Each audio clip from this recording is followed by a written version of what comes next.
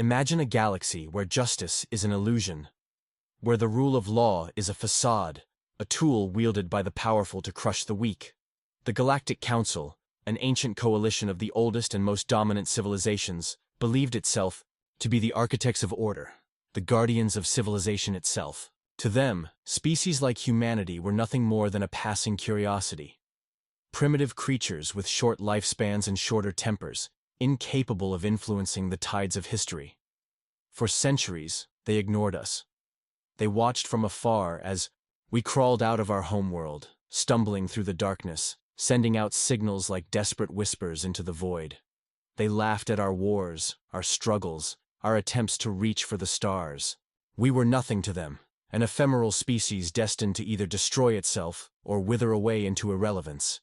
But they underestimated us.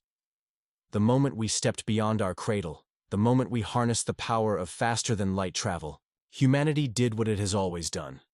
It adapted. We studied before we ever acted. Our telescopes and long-range probes had already glimpsed their vast empires, their massive ring worlds, their fleets of warships that dwarfed anything we could imagine. But unlike the lesser species before us, who had cowered at the sight of such overwhelming power, we learned. We observed. We studied the cracks in their unity, the rivalries between their factions, the stagnation of their technology, and most importantly, we recognized their greatest weakness. The Galactic Council had not fought a real war in over 10,000 years. They had conquered the stars, yes. But once their dominion was established, they grew complacent. Their vast armadas patrolled the void not as warriors, but as enforcers of an iron peace. Their soldiers were not battle-hardened veterans, but overseers accustomed to dealing with species too afraid to resist. They had forgotten what true conflict looked like, but we had not. Our history was one of struggle, of war, of endurance through unimaginable hardship. We were a species forged in the crucible of endless battles, against nature, against each other, against the very limitations of our own fragile existence. Every war we fought, every empire that rose and fell on Earth, had been another lesson in survival. And when we finally reached the stars, we carried those lessons with us. Still, we did not seek war. When we first made contact with the wider galactic community, it was with hope. We came as explorers, as diplomats, eager to join something greater than ourselves. We believed, foolishly, that the Council would welcome us, that they would see us as equals. Instead, they saw us as a threat. The first signs were subtle: restrictions on our trade, limitations on our expansion, laws written in languages we barely understood, designed to keep us caged within the boundaries they dictated. Our colonies, our ships, our very right to exist among the stars, all placed under the watchful eye of the Council. We had not declared war, had not even challenged their rule, yet they feared us all the same. And so, they tightened their grip. New laws were passed, cutting humanity off from vital resources. Entire sectors of space were deemed restricted, barring us from exploration. Our technology was placed under strict regulation, any advancement subject to their scrutiny. We were expected to comply, to obey, to kneel. But humanity does not kneel. At first, we resisted quietly. We built in secret, establishing hidden research stations beyond the Council's gaze. We traded in the shadows, forging alliances with those who had also suffered under their rule. We found ways around their restrictions, growing stronger while they remained blind to our defiance. For a time, it worked. Then came the breaking point. It was a world called Arcadia 3. A paradise world, untouched by war, home to nearly 9 million souls, scientists, farmers, families, a beacon of what humanity could achieve beyond Earth. It was a peaceful colony, abiding by every law, paying every tribute demanded by the Council. It posed no threat, no challenge to their dominion, and yet, the Council decreed it illegal. The justification was flimsy, some ancient treaty, a forgotten clause buried deep within their labyrinth of laws. But the truth was simpler. The Council had grown restless. Some among them believed humanity was growing too bold, too independent. They wanted to send a message, a warning, and so, without notice, without declaration, they sent a fleet. The attack came at dawn. The first warning was a distortion in the sky. massive warships emerging from hyperspace, their silhouettes blotting out the twin suns of Arcadia 3. At first, the colonists thought it was a mistake. They had no military presence, no weapons, nothing that could possibly provoke an assault. Then the bombardment began. Fire rained from the heavens. Entire cities were reduced to smoldering craters within hours. Buildings collapsed under the relentless barrage of plasma and kinetic strikes. The atmosphere itself burned, turning day into a crimson hellscape of smoke and flame. Those who tried to flee were targeted from orbit, their ships incinerated before they could break atmosphere. There was no warning, no mercy, no survivors. 9 million innocent lives erased. When the Council fleet departed, they did not even issue a statement. To them, this was not an act of war. It was extermination. A message carved into the ruins of an entire world. Know your place. They believed we would cower. They believed fear would break us. But what they failed to understand was that they did not just destroy a colony. They forged a nightmare. They turned patience into fury. They took our cautious diplomacy and reforged it into something far deadlier, something unstoppable. They did not instill fear. They ignited wrath. And for the first time in galactic history, the Council would learn what it meant to be afraid. The massacre of Arcadia 3 did not break humanity. It did not cow us into submission, did not force us into silent compliance. The Galactic Council expected surrender. What they got was something else entirely. The first response was not rage, not immediate retaliation, but silence. A cold, seething silence. Humanity did not issue threats. No official declarations of war came from Earth, nor from the colonies that still remained. The Council saw this silence and mistook it for fear. They believed their message had been received. They thought that humanity had learned its place. But in the shadows, in the dark corners of the void where the Council's gaze did not reach, humanity was preparing. The footage of Arcadia 3 spread like wildfire, not just among humans, but throughout the entire galaxy. Smuggled recordings of the bombardment, intercepted transmissions of the Council's officers speaking with cold detachment about the destruction of an illegal settlement. These images found their way into the hands of those who had long suffered under the Council's rule. The Zelvari, the Korani, the Yilthari, dozens of species who had lived for centuries under the boot of oppression. They saw what had happened, and for the first time, they saw something else in humanity's response. Not despair, determination. There is a saying in human history, one that had echoed across every empire and every war we had ever fought. Beware the fury of a patient man. For generations, humanity had been patient. We had abided by the Council's rules, worked within the boundaries they had set. But the moment Arcadia 3 burned, the moment our people were slaughtered like insects, that patience shattered, and the first thing we did was disappear. Ships that once traveled along Council-mandated trade routes vanished without a trace. Colonies that had long been watched over by the Council's enforcers seemed to go silent, their communications cut off. Entire research facilities, space stations, and industrial hubs gone. Not destroyed, not attacked, just missing. The Council's first assumption was that humanity had collapsed, that the massacre had driven us into chaos, forcing us to abandon our dreams of expansion. They thought we were running, hiding. They were only half right, because humanity was hiding. But we were not running. We were waiting. The hidden war begins. Before Arcadia 3, humanity had played by the Council's rules. After Arcadia 3, we rewrote them. We knew we could not challenge them in open battle, not yet. The Council's fleets outnumbered ours 100 to 1. Their technology had been honed over millennia, their defenses nearly impenetrable. A direct war would have been suicide. So we did not fight a direct war. Instead, we waged a war of ghosts. The first strike was so subtle, so seemingly insignificant, that the Council dismissed it as a minor inconvenience.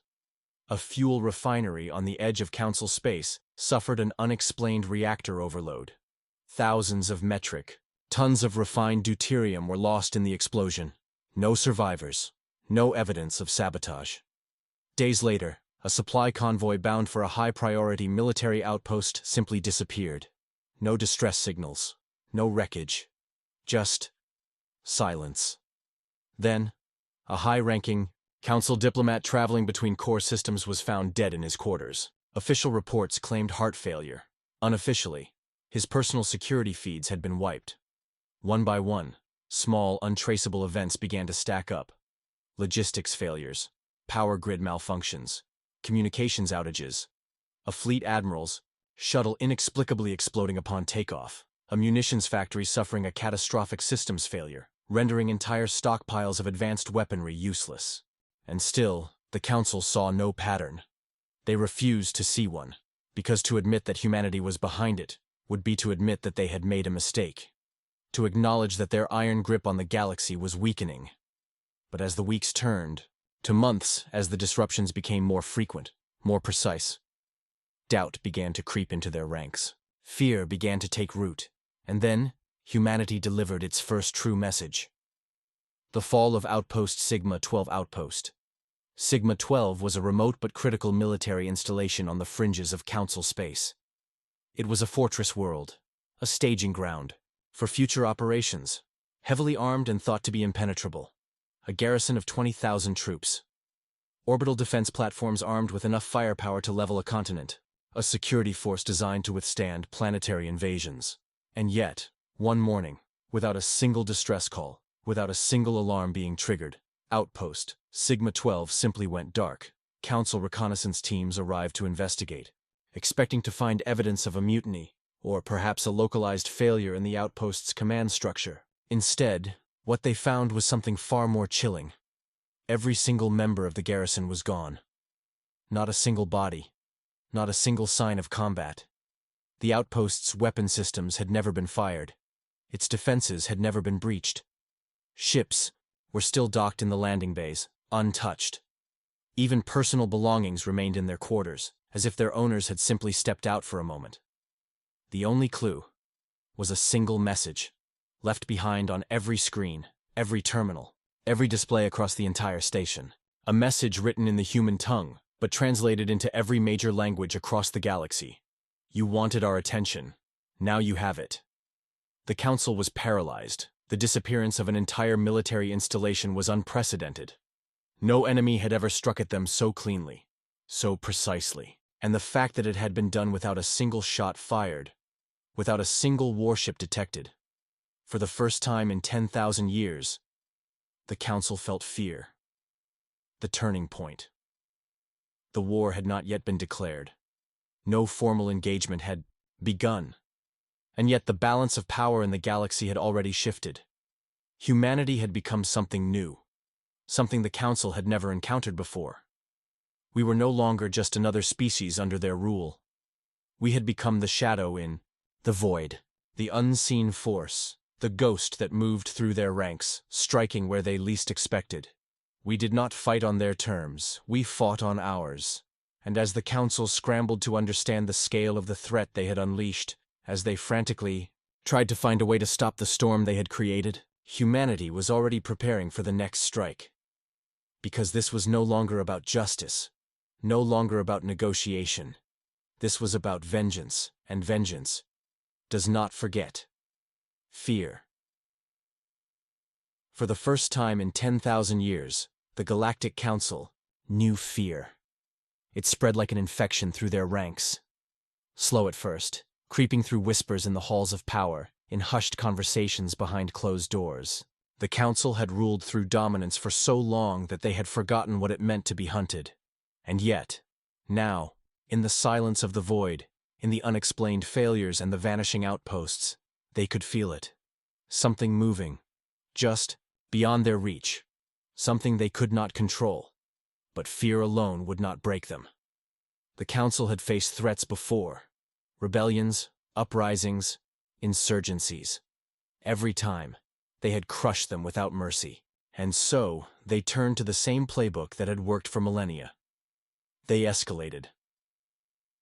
The first order came from the High Chancellor of the Council herself, a being whose name had long been spoken with reverence across the stars. All human-controlled Territories were to be placed under immediate lockdown. Every colony, every station, every ship that bore the mark of humanity was to be searched, monitored, and, if necessary, purged. The Council had made a mistake once, allowing humanity to grow unchecked. They would not make that mistake again. Or so they thought. The Blood Purge.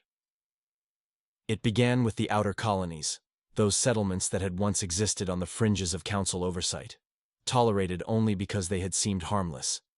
But now, no human world was harmless, and so the Council came down with all the force they could muster. On Eden Prime, a prosperous agricultural colony of 3 million souls, Council enforcers landed under the guise of security operations. The orders were simple: pacify the population, root out any dissidents, and ensure that humanity understood its place. They expected compliance. They expected submission. What they got was a massacre. When the first enforcers marched into the capital city of New Dawn, demanding the surrender of all military-age humans, the people did not kneel. They did not raise their hands in submission. They opened fire. It began with hidden snipers, taking down officers before they even realized they were under attack. Then, homemade explosives, traps placed in the streets, in the buildings, in places no trained soldier would expect. Civilians became soldiers, armed with weapons the Council didn't even know they possessed. Within 12 hours, the city was a graveyard of Council forces. A fleet admiral, sent to oversee the operation personally, was dragged from his burning transport and executed in front of the surviving enforcers, his body sent back to the Council in a stasis pod with a single message attached: "We are not prey. We are the storm," and Eden Prime was only the beginning. The Purge ignited something across the galaxy, something the Council had never intended, a war they could not control. The silent rebellion, across occupied space, humanity rose up in ways the Council had never seen before. This was no traditional rebellion, no ragtag force of desperate soldiers fighting a hopeless war. This was systematic annihilation. Where Council forces landed, they found empty streets, abandoned cities. They scanned buildings, expecting to find resistance fighters. Instead, they found nothing: no movement, no heat signatures, no transmissions. But when night fell, the attacks began. Assassinations, explosions tearing apart Council barracks in the dead of night. Supply lines mysteriously failing, entire food reserves poisoned beyond use. Ships sabotaged before they could even leave the atmosphere. Entire planets, once under the firm grip of the Council, vanished from their control. No battles, no declarations of war, just gone, as if humanity had erased them from existence itself. And with each passing week, the Council grew more desperate. They sent more ships, more soldiers, more enforcers. But every attempt to tighten their grip only made humanity slip further through their fingers, because humanity had changed. They were no longer explorers, no longer dreamers reaching for the stars in peace. They had become hunters. The turning point. The siege of Halcyon Prime. It was in the Halcyon sector, a region known for its strategic importance, that the true scale of humanity's wrath became terrifyingly clear. The Council had established Halcyon Prime as a military command center, a fortress world meant to be the staging ground for their crackdown on humanity. 50,000 troops were stationed there. An orbital defense grid protected it. A fleet of 150 warships patrolled the system. It was impenetrable, until, one day, every single defense went offline. At first, the officers believed it was a glitch. Then, as communications failed, as entire warships lost control of their own systems, panic set in. Because the fleet did not fall to an invasion force. It fell to something inside. They found their own officers dead at their stations, killed before they even realized they were under attack. Security footage revealed nothing, just the eerie sight of airlocks opening on their own, of ships losing gravity at the worst possible moments, of engines failing as if some unseen hand had reached into their systems and simply turned them off. And when the first human ships finally arrived, they did not fire a single shot.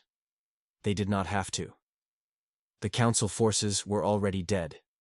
Halcyon Prime had fallen, before the battle had even begun. And the message was clear. Humanity was no longer fighting for survival. They were hunting their exterminators. The Council's last mistake, desperation, turned into madness.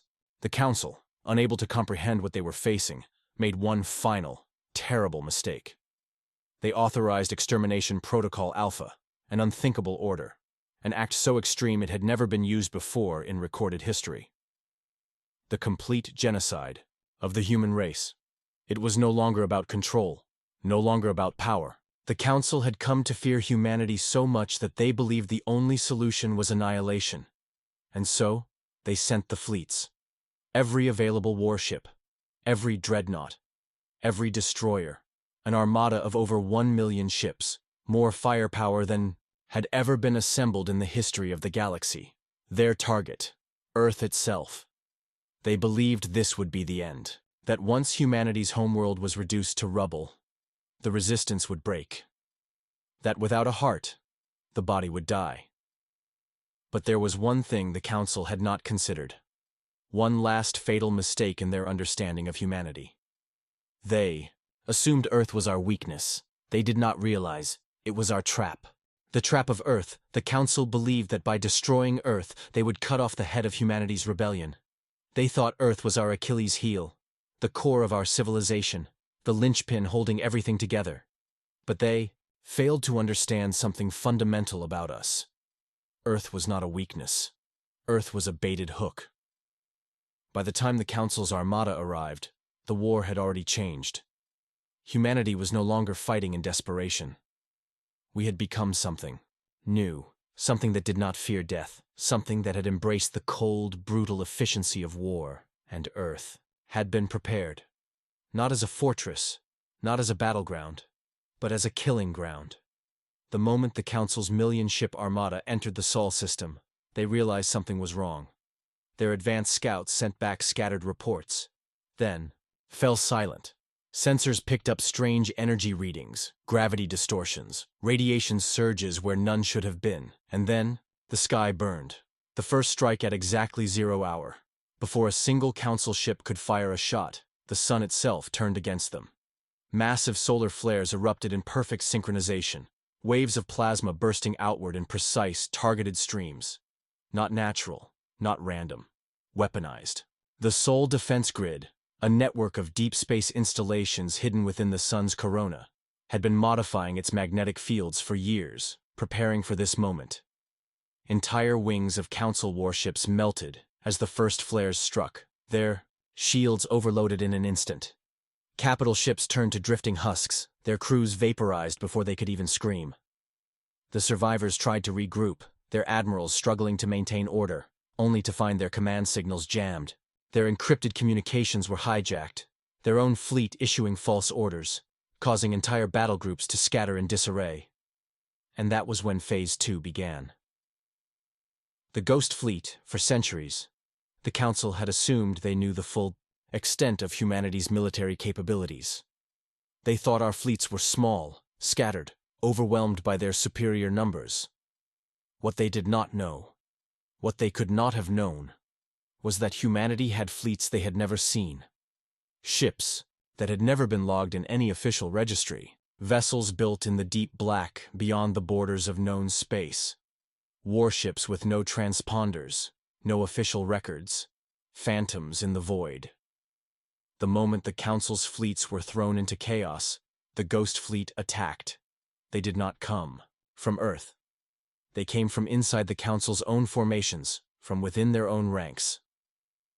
For years, humanity had been placing agents, captured Council ships, stolen transponder codes, entire fleets hidden in plain sight. When the battle began, these vessels, thought to be friendly by the Council's admirals, suddenly turned on their so-called allies. Bridge crews were slaughtered before they could react. Dreadnoughts were taken from the inside. Council captains, believing they were rallying their forces, unwittingly led their own ships into ambushes, into kill zones humanity had mapped out long before the first shot was fired.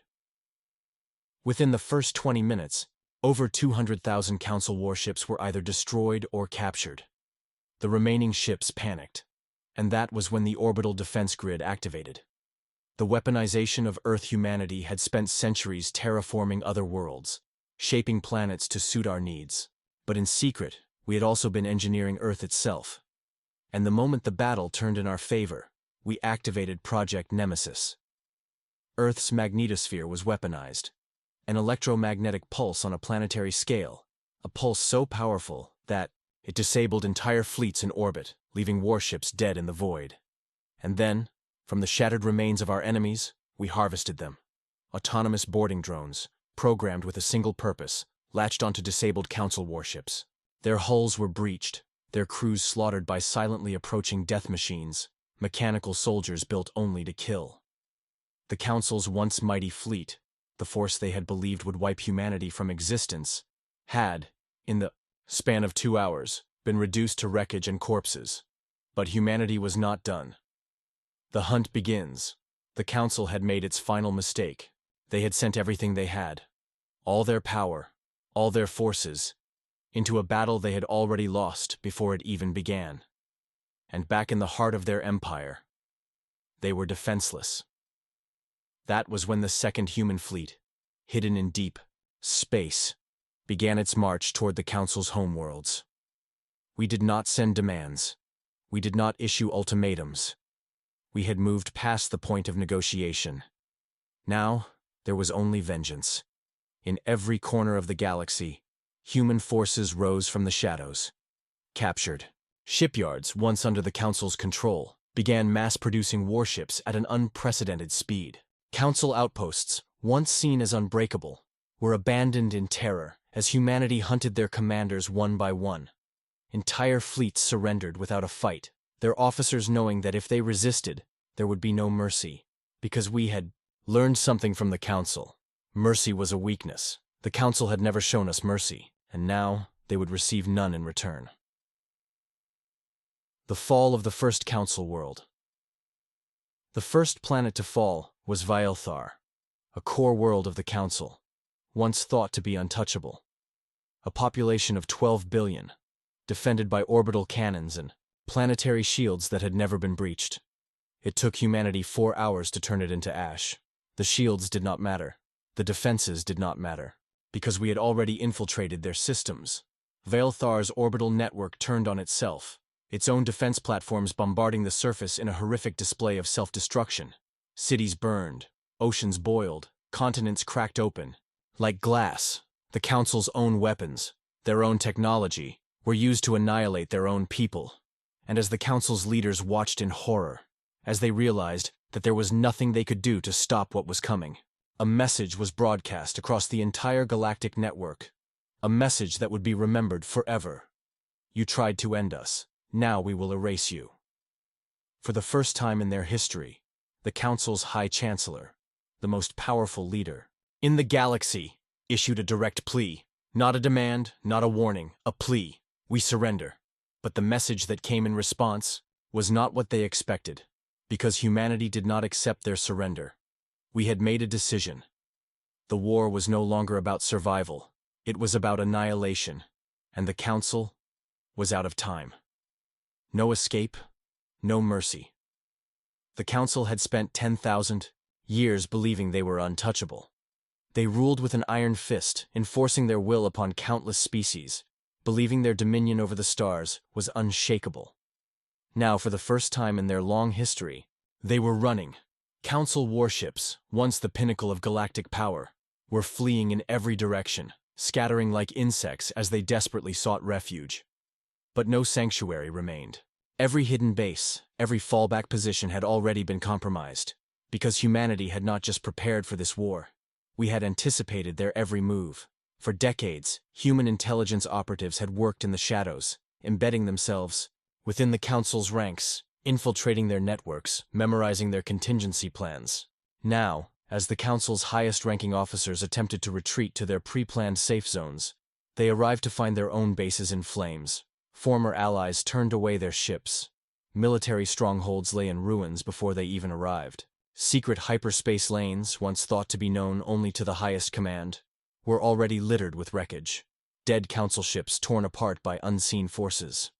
The war had moved beyond the battlefield. Now, it was a hunt, and humanity was everywhere. The butchering of the Council. Fleets in the chaos of their retreat, the remnants of the once mighty Council armada attempted to regroup.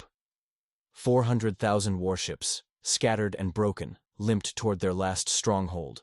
Orzai, the Council's second-largest military base, hidden within a nebula dense enough to disrupt most long-range sensors.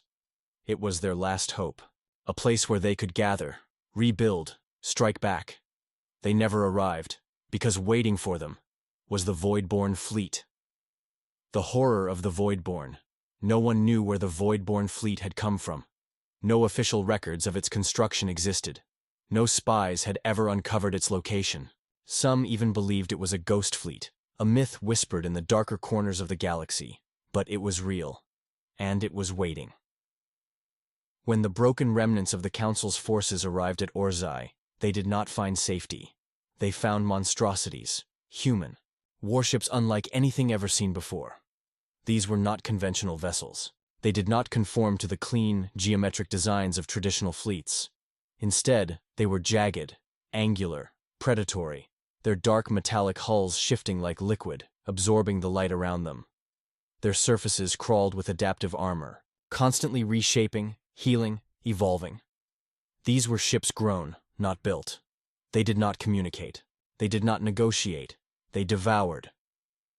As soon as the first Council ships dropped out of hyperspace, the Voidborn descended upon them. Weapons fired. Lasers, missiles, rail cannons. Nothing got through. The Voidborn fleet did not use traditional shielding. Their hulls absorbed energy, fed on it, used it to grow stronger. Council ships were torn apart like paper. The few survivors who managed to escape reported impossible horrors. Ships boarding them without docking, metallic tendrils, slithering through the void, burrowing into their hulls, consuming their systems as if the ships were alive. Crews were not simply killed, they were absorbed, and the Voidborn did not stop. Every world the Council tried to flee to, every fleet they tried to regroup, the Voidborn followed. They never needed supplies, never stopped to refuel. They hunted, relentlessly. The fall of Orzai, the last true bastion of the Council, was their homeworld itself. Orzai, the beating heart of their empire, a planet so heavily defended that it had never seen a single battle in its entire history. It was a world of fortresses. Layers upon layers of planetary shields, enough to withstand planet-killer weapons. Orbital defenses that could wipe out fleets before they even entered the system. Armies that numbered in the billions. The Council had built Orzai to be impenetrable, but no shield could protect them from what came next. Because humanity had never planned to invade, we planned to erase them. The Nemesis protocol humanity had spent centuries developing weapons the rest of the galaxy could not comprehend. The Council had always mocked us for our obsession with war, our drive to build weapons beyond the limits of sanity. They mocked us, until the Nemesis protocol was activated. It began with a whisper, a disturbance in the stars. Then, space itself cracked. A ripple tore through the system, a gravitational anomaly so massive that it twisted time and space itself. For 3 seconds, Orzai's planetary defenses fired at nothing, locked in, a time loop so small no one even noticed. For 3 seconds, every shield, every weapon, every orbital station was trapped in the past. And in that 3-second window, humanity's final weapon arrived. A warship so massive that it defied logic, its sheer gravitational pull warping light itself. Not a ship, not a fleet, but a construct of vengeance. It had no name, no classification. It was Nemesis, and it carried a payload unlike anything seen before. A weapon that did not kill with fire, did not burn with plasma. It unmade reality itself. When Nemesis fired, Orzai did not explode, it did not burn, it ceased to exist. In an instant, the heart of the Council was gone, erased from history, from memory, from time. The entire planet removed as if it had never been, and with it, the Council's legacy, their dominion, their empire, vanished. The end of the Galactic Council. The message was sent across the entire galaxy. Every species, every surviving ruler, every civilization left standing heard the final declaration of humanity. This war is over. There is no council. There is no surrender. Only one truth remains. Humanity is the law now. For 10,000 years, the council had ruled the galaxy. Now, their throne was empty. Their legacy was ashes. And humanity? We had just begun. The galaxy trembles. For 10,000 years, the Galactic Council had ruled as an unshakable authority. They had crushed rebellion after rebellion, silenced entire civilizations, and wielded their power as an unbreakable chain around the neck of the universe. Now, that chain had been shattered. The Council was gone, erased from existence. Their mighty fleets had been torn apart. Their homeworlds, scorched and silent. Their armies, slaughtered. And humanity, once seen as nothing more than a nuisance, a primitive species doomed to extinction, now stood at the center of it all. The galaxy was silent. For the first time in living memory, there was no ruling body, no iron-fisted government to dictate law. The species that had once feared the Council's wrath now found themselves leaderless, directionless, and worst of all, terrified, because the force that had destroyed the Council had not stopped. The aftermath of wrath in the days following the fall of Orzai, the galaxy held its breath. Every species, every government, every surviving faction sent out desperate calls for diplomacy. Messages flooded the void, pleading for an audience, a chance to negotiate. But for 17 days, humanity did not respond. For 17 days, the void remained silent. Then, without warning, a single transmission was broadcast on every frequency, in every language, on every world. A simple message: kneel or burn. There was no elaborate speech, no justification, only a choice: the Great Collapse. The first species to defy humanity was the Ralzek Dominion, a once mighty empire that had been a key enforcer of the Council's rule. They believed they could rally the scattered remains of the Council's forces and strike back. They were wrong. When the first Ralzek Armada gathered at the edge of their home system, they expected to be met in battle. They anticipated a grand war, a fight for survival. Instead, their sun collapsed. No ships arrived. No fleets engaged them. One moment, their stars shined bright. The next, it imploded. The entire system, its planets, its moons, its billions of inhabitants, were swallowed into the abyss of a manufactured singularity. Humanity had not even set foot in the system, and the message was clear. This is not a war. This is an extermination. The culling across the galaxy, species that had once stood proudly alongside the Council, now faced humanity's judgment. For centuries, they had watched as humanity was oppressed, slaughtered, enslaved.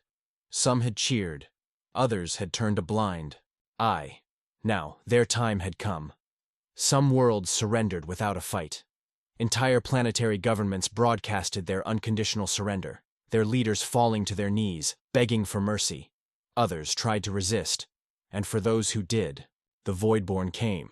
They did not conquer. They did not enslave. They simply wiped the slate clean. The Silent Wars. Not all resistance was military. Some species attempted guerrilla warfare, hiding in the shadows, hoping to strike at humanity in secret. These movements never lasted long, because humanity did not just control the battlefield. We controlled information. Every encrypted message, every whispered rebellion, every desperate attempt to regroup was intercepted before it even began. The rebels' own families were found before they could act. Their supply lines were cut before they could be used. Their leaders vanished without a trace. They fought against an enemy that knew their every thought before they even spoke it. Some believed humanity had developed a superweapon, a mind-reading device, an omniscient AI that predicted their every move. But the truth was simpler. We had listened. For years, humanity had been the outcast species, the underdog, the ones who were forced to survive in the shadows. We had memorized their tactics. We had infiltrated their networks, and when the time came, we turned their own methods against them. They had never stood a chance. The final judgment after 1 year, the war was over. There was no treaty, no peace accord, no negotiated settlement. There was only silence. Across the stars, the once mighty civilizations that had bowed to the Council now stood on their knees, waiting for humanity's next move, and that move came in the form of the final judgment. On the anniversary of the Council's fall, the new law was declared. There would be no new empire. There would be no new council. Instead, humanity issued a single universal decree. Your worlds are yours to govern, but know this: should any of you rise against us, should any of you conspire to rebuild what was lost, we will return. And there will be no war, no battle, no fight. There will be only fire, and nothing will remain. The age of fear. From that moment forward, the galaxy was no longer ruled, it was haunted. Every species, every ruler, every civilization feared the return of the Voidborn.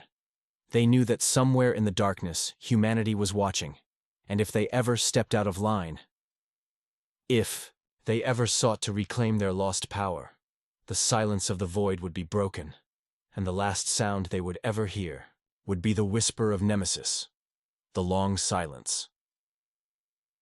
The war had ended.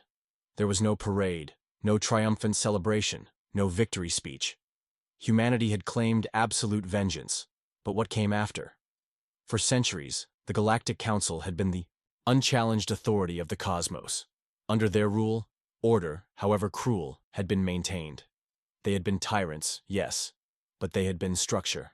Now, with their eradication, the galaxy had become a void of power, a shattered empire with no ruler, no law, no future. And so, the years passed in fearful silence. Planets once controlled by the Council were now left to fend for themselves. Old rivalries that had been kept in check by the Council's dominion began to boil over. Civil wars erupted on dozens of worlds as species turned upon themselves, desperate to establish new leadership. Yet, throughout it all, humanity did not interfere. No fleets came to restore balance. No edicts were issued to stabilize the chaos. We watched, and they knew. Every surviving species understood that humanity was not gone, only waiting. Some believed we had retreated, satisfied with our vengeance, no longer concerned with the affairs of the lesser civilizations. Others knew better. They whispered of shadows that moved within their ranks, of ships, unseen and silent, lurking just beyond sensor range, of messages intercepted, rebellions crushed before they could even begin. They knew that at any moment, for any reason, humanity could return. And so, for 100 years, the galaxy existed on a knife's edge. It was not peace. It was the age of fear, the immortal watchers. But what of us? What of humanity, the architects of this new order? We had become something more. The war against the Council had not simply been fought with weapons. It had been a battle of intelligence, of adaptation, of evolution. The first step had been our warships, vessels that were no longer mere machines but living entities, adapting, regenerating, growing in ways beyond conventional understanding. The second step had been our soldiers, warriors enhanced beyond mortal limits, strengthened through bioengineering, cybernetic augmentation, and neural warfare interfaces that allowed them to think, react, and move faster than any other being in the galaxy. But the final step was us. Humanity itself had changed. We had touched the fabric of reality itself, wielding weapons that unmade existence, bending physics in ways once thought impossible. Our scientists had walked the line between matter and energy, time and space, life and death. And in doing so, we had begun to transcend. To the rest of the galaxy, we had become immortal watchers, silent, unseen, yet ever present. No species knew where humanity's homeworld was anymore. Earth had been erased from all star charts. No one knew if we had simply hidden, or if we had moved beyond the need for a home. There were whispers of a great migration, that humanity had left behind its organic frailties, ascending into something else. There were legends of beings of pure energy, watching from the void, of shadows that spoke through machines, of voices in the silence that could turn minds to ash with a thought.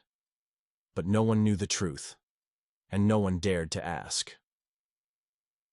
The return of the Voidborn, 1,000 years passed. 1,000 years of silence.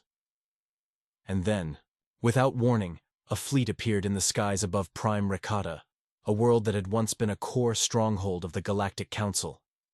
The inhabitants, an old and proud species, had grown bold in the absence of their former rulers. They had begun to rebuild. They had formed a new senate, declared themselves the rightful heirs to the Council's legacy.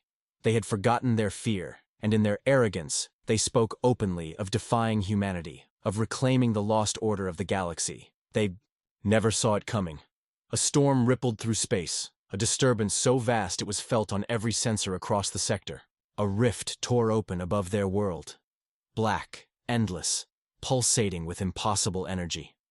And then, they returned.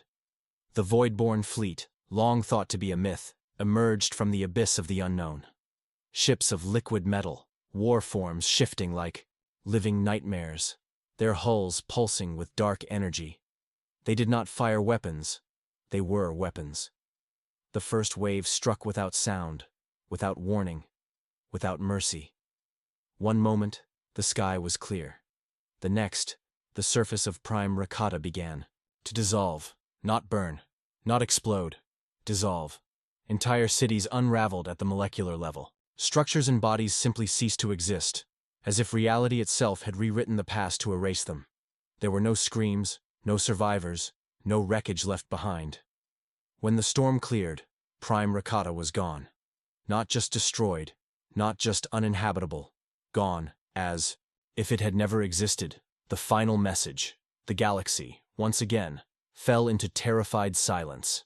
And then, the message came. It was not a declaration of war. It was not a demand for tribute. It was a whisper, carried across every world, every system, every species. You were warned. Nothing more. The message repeated for 3 days, a chilling reminder of the truth they had all forgotten. Humanity had never left. We had simply been waiting, watching. And when the time came, we had returned. Not as conquerors. Not as rulers, as the inevitable force of consequence.